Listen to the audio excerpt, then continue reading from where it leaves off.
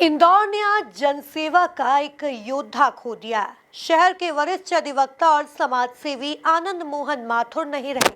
लंबे समय से बीमार चल रहे माथुर ने 97 वर्ष की आयु में अंतिम सांस ली।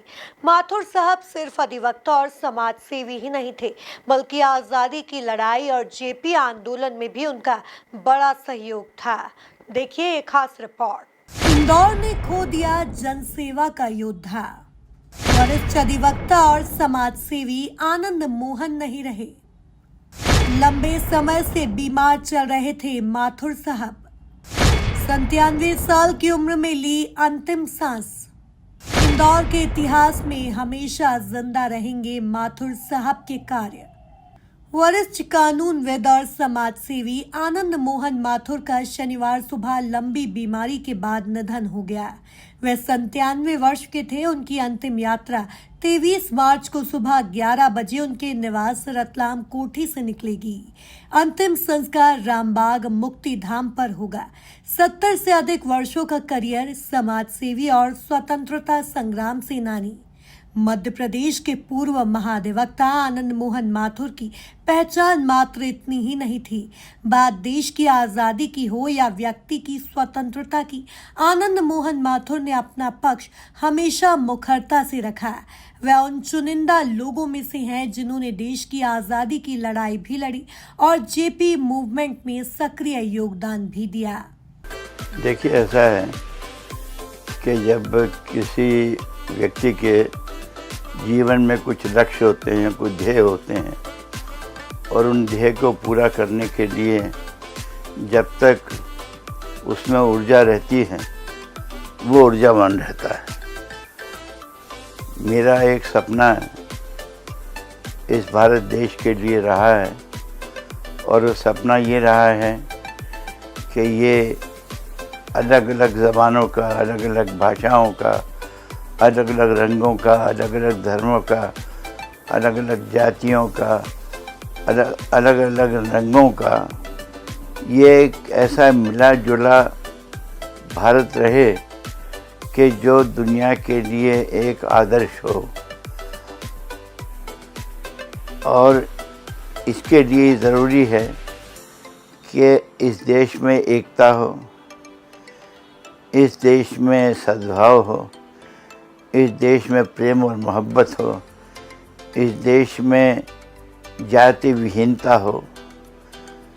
ये सब चीज़ें जब इस देश में होंगी, अंधविश्वासों से दूर होगा, सब लोग जो है वो तर्क पे और वैज्ञानिक सोच से काम करेंगे, तो ये एक भारत। उनका जन्म धार में 23 जुलाई 1926 को हुआ था, बल्कि समाज न्याय और जनहित के मुद्दों पर कोर्ट से लेकर सड़क तक संघर्ष करने वाले व्यक्तित्व के रूप में भी जाने जाते थे। उन्होंने आदिवासी, दलित और पिछड़े वर्गों के लोगों के लिए मुफ्त कानूनी सलाह और सहायता प्रदान की, जिसके कारण उन्हें समाज के शोषित और पीड़ित वर्गों के मसीहा के रूप में सम्मान मिला। शुरू में पॉलिटिकल एंड सिविल राइट्स कॉन्वेनेंट बना 1948 में, तब उन्होंने कहा कि everybody has right of self determination. अब कितने दिन हो गए, सारे नेता जेल में हैं, कहीं किसी को छोड़ा नहीं गया है। वो करें इंटरनेट हम जो है वो चालू नहीं करेंगे, तो क्या आप इतनी बड़ी पॉपुलेशन जो लाखों में है उसको कितने दिन तक रख सकते हैं? आखिर आप उसको बोलने नहीं देंगे, उसको घूमने नहीं देंगे, उसको पासपोर्ट लेके बाहर जाने नहीं देंगे, आप उसकी सारी एक्टिविटीज कल्चरल, सोशल सब आपने बंद कर दी, तो ये डिटेंशन ही है और क्या है? डिटेंशन में यही तो है कि आपकी मूवमेंट रिस्ट्रिक्ट हो जाएगी, आप नहीं जा सकती। वही वहाँ हो रहा है और वो यहाँ हो सकता है। देखिए, मेरा ऐसा कहना है कि नॉर्मल एक्टिविटी कश्मीर में शुरू होना ही चाहिए। किसी को भी ये अधिकार नहीं है कि किसी भी एक पॉपुलेशन को जो 1 लाखों में है कितनी 70-80 लाख पॉपुलेशन है, उसको घर में बंद करे, ये राइट दुनिया में किसी को नहीं होना चाहिए।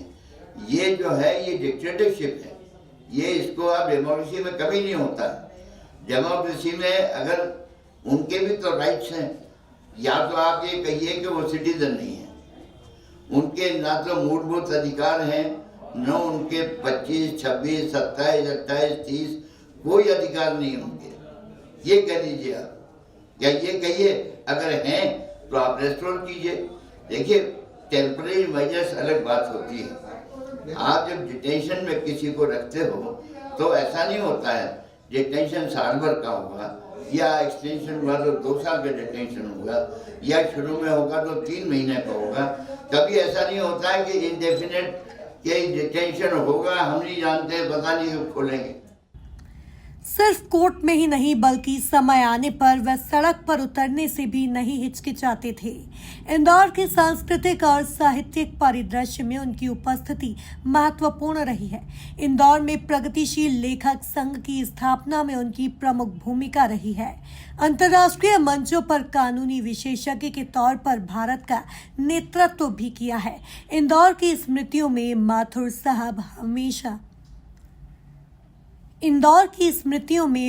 साहब हमेशा जिंदा रहेंगे। Bureau report, MP news, Indore.